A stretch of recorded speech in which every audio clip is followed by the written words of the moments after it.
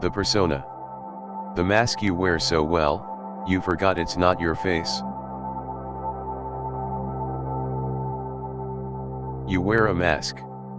Not one made of paper or paint. One woven from expectations, fears, and the desperate need to belong. The world demanded a performance. And you delivered. So well that now you cannot tell where the mask ends and your face begins.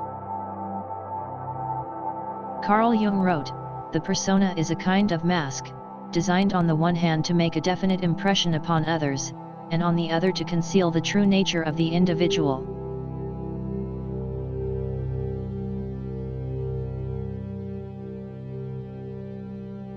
This mask is not a metaphor. It is a psychological structure. A fortress you built to survive. A prison you now cannot leave. The price of performance is always paid in silence. In the moments between acts, when no one is watching, the exhaustion becomes unbearable. The stage was set long ago. In the temples and theaters of the ancient world, humanity first learned the art of becoming someone else. Every culture knew the mask. Every civilization understood that to survive among others, you must become someone they can accept. Act 1. The architecture of masks. Before you were born, the stage was already built. The masks were already waiting.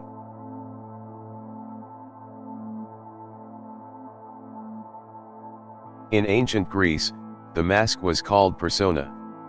It was the megaphone through which the actor's voice reached the back rows. But something deeper happened. The actor became the mask. The word persona literally means, that through which sound passes.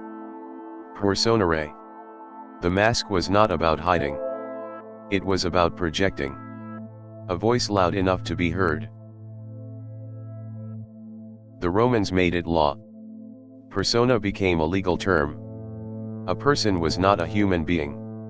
It was a role recognized by the state. A mask the law could see.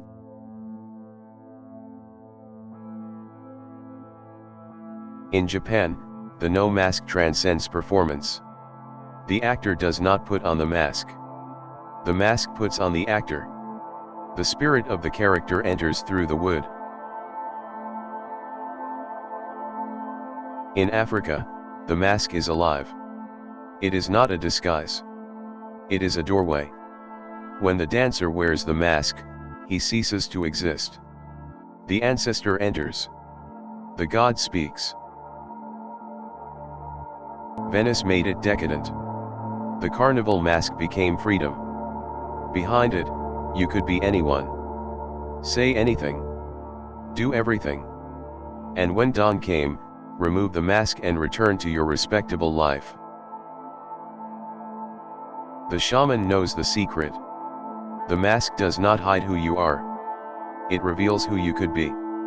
Every mask is a potential self, waiting in the darkness of possibility.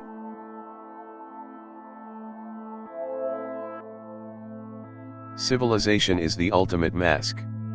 Every social role, parent, worker, citizen, friend. Each one is a persona. A face you present to a specific audience. And each audience demands a different performance. You are not one person. You are a company of players, each performing for a different audience. The professional. The parent. The lover. The friend. Each one authentic. None of them complete. The gentle parent who never raises their voice.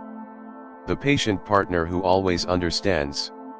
The reliable professional who never cracks. These are not lies.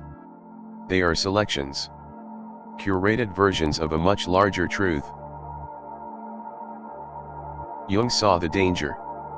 He warned that identifying completely with the persona means losing contact with everything the mask conceals. You become the role. The person behind it ceases to exist. The mask becomes comfortable, safer than the face beneath it. The persona offers belonging, approval, safety. Why would anyone remove it? Because comfort is not the same as life. The mask has architecture.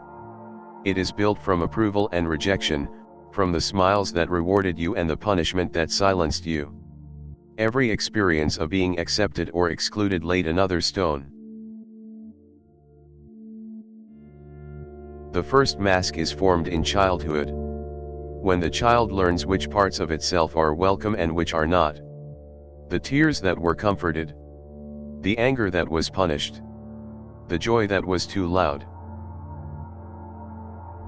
School is rehearsal. Sit still. Raise your hand. Be quiet. Be good. The curriculum of conformity teaches you which self is acceptable and which must be hidden away forever. Culture is a mask factory. It mass-produces acceptable identities and distributes them at birth. Gender masks. Class masks. Ethnic masks. Each one carries the weight of generations. The ritual of the mask was once sacred.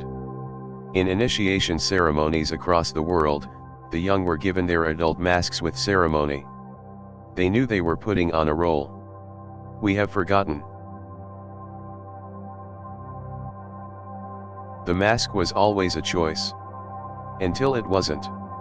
Somewhere along the way, the performance became permanent. The actor forgot the script was not the truth.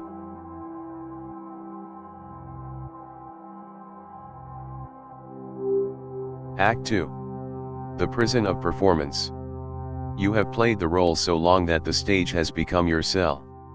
The applause has become your oxygen.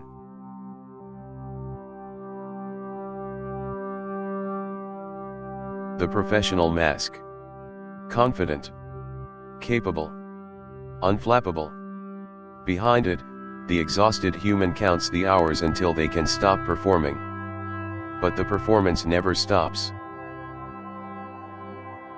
The social mask demands constant energy. Reading the room. Adjusting your tone. Saying what is expected. Smiling when you want to scream. The exhaustion is not physical. It is spiritual. The most dangerous mask is the one we wear for those we love. The devoted partner. The patient parent. The understanding friend. These masks are built from genuine care, which makes them the hardest to remove. The parent mask is forged from iron. It must be strong. It must be certain. It must never show fear or doubt. But the child does not need perfection. The child needs a person. Imposter syndrome is the mask slipping. The terrifying moment when you realize that everyone might see through the performance. But the real imposter is not you. It is the persona you were forced to become. When the mask cracks, you call it burnout, depression, anxiety, a breakdown. But what if it is not a breakdown? What if it is a breakthrough? The authentic self, refusing to stay buried any longer. The midlife question is not about changing careers or buying a sports car. It is the persona collapsing under its own weight. Who am I when I am not performing? The silence is terrifying. Conformity is the mask factory. It offers a simple bargain: surrender your uniqueness and receive belonging. For most people, it is not even a choice. They never realize a bargain was struck. The people-pleaser's prison has invisible bars. You shaped yourself to fit every expectation. You became the person everyone needed. And in doing so, you lost the person only you could be. Who are you when no one is watching? This is the persona's greatest fear. That behind the last mask, there is nothing. But Jung knew the opposite was true. Behind the mask lies everything. Jung wrote, "The ego keeps identifying with the persona, and the individual becomes nothing but a collective figure. A type. A stereotype. A character played so often it has become the player."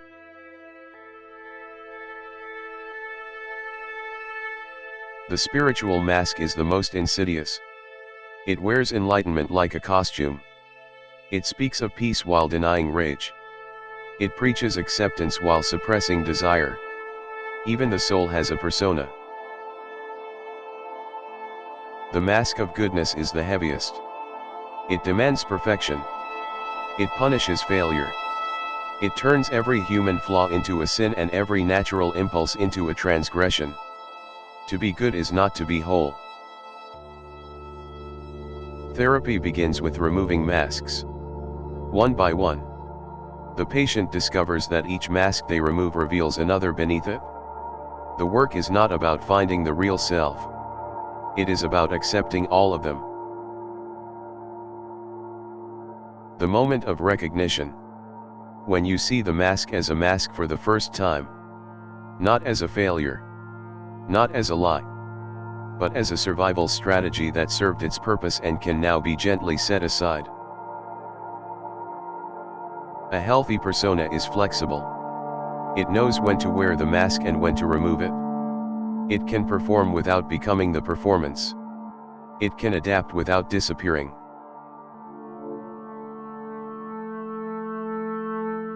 Jung's ideal was not masklessness. It was consciousness. Knowing the mask is a mask. Choosing when to wear it. Removing it when you are safe enough to be real. The persona is a tool, not a prison. It takes courage to remove the mask. Not because the world will reject you, but because you will finally have to meet the person you have been hiding from. Yourself.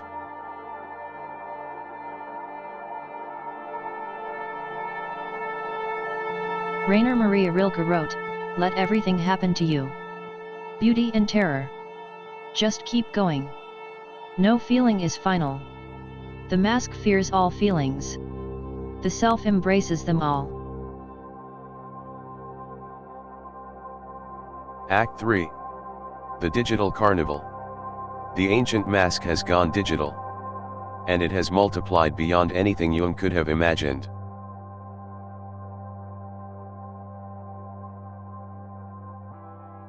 Your profile is your newest mask. Curated. Filtered. Optimized for approval. Every post is a performance. Every like is applause. Every scroll deepens the groove between who you are and who you show. The avatar is the persona evolved. It is not just a mask. It is a new body. A new face. A new identity. In virtual reality, you can be anything. Which means you can escape being yourself entirely. The algorithm wears a mask too. It shows you what it thinks you want to see.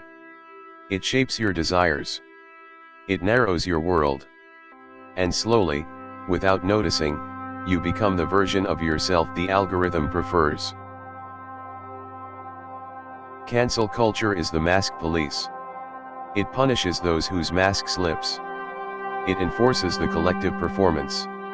Step out of line, show your real face, and the mob will remind you why you started wearing the mask. The influencer sells their mask as a product. Authenticity becomes performance. Vulnerability becomes content. Even the confession of wearing a mask becomes another mask. The recursion is endless. Deepfakes, when the mask outlives the face. AI can now create a persona without a person behind it. The ancient fear made literal. A mask with no one wearing it. A performance without a performer. Your identity is now fragmented. You are one person on LinkedIn. Another on Instagram. Another on Twitter. Another in the group chat. Another with your family. The center cannot hold. The curated life is a museum of the self. Only the masterpieces are displayed. The failures, the doubts, the ordinary Tuesdays are locked in the basement. But the basement is where most of life actually happens. Beauty filters are digital masks. They do not just change how others see you. They change how you see yourself. After enough filtered selfies, the real face feels like a mistake that needs correcting. The attention economy feeds on masks. Every click reinforces the performance. Every view validates the persona. The more you perform, the more the algorithm rewards you. And the further you drift from yourself. The glitch is the mask breaking. When the persona fails, the algorithm stutters. The performance collapses. And for one terrifying, beautiful moment, the real face shines through the cracks. Authenticity is not perfection. It is the willingness to be seen as incomplete. To show the cracks. To admit the performance. To say, this is a mask I am wearing, and beneath it, I am still learning who I am. The digital detox is a mask removal. Not forever. The mask is useful. But you must know how to take it off. You must remember the face beneath it. Otherwise, the technology becomes the identity. The conscious user knows the mask. They can perform online without becoming the profile. They can engage without losing themselves. They understand that the persona is an interface, not an identity. We need new rituals. Ancient cultures had ceremonies for putting on and removing the mask. We need digital equivalents. Conscious moments of stepping back. Asking, who am I right now? The mask or the face? Integration is not elimination. You do not destroy the persona. You befriend it. You honor what it protected you from. You thank it for its service. And then you choose when it serves you and when it does not. Nietzsche warned, the most common lie is the lie one tells to oneself. We all wear masks. But the deepest mask is the one that convinces you that you are not wearing one.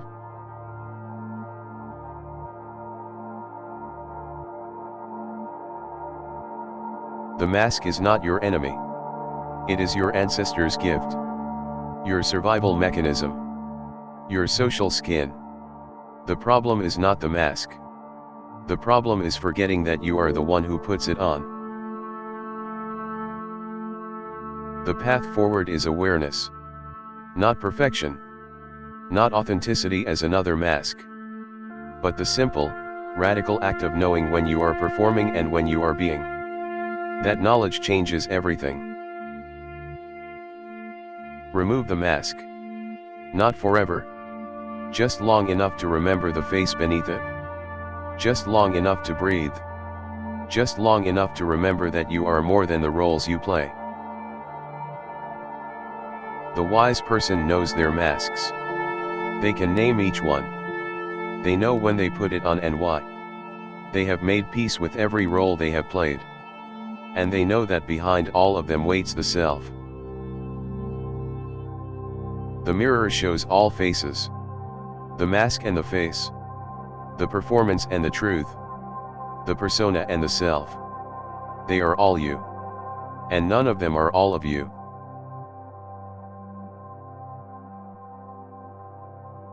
The choice is yours. Wear the mask when the world demands it. But never forget that you are the one who chooses. That is the difference between a prison and a wardrobe. The persona is a promise. A commitment to meet the world with grace. Not a lie. Not a betrayal. But a covenant between your inner world and the outer one. Honored when conscious. Betraying when forgotten. You return to the stage. But now you carry the mask instead of wearing it. You know its weight. You know its power. and you know the face that waits beneath it. That knowledge is freedom. The persona is not your identity. It is your interface with the world. Honor it. Use it. But never become it. For behind every mask beats a heart that knows the truth. You were never the mask. You were always the one who chose to wear it. Archetypes of Power. The persona. You have seen the mask. You have seen the face. Now the choice is yours.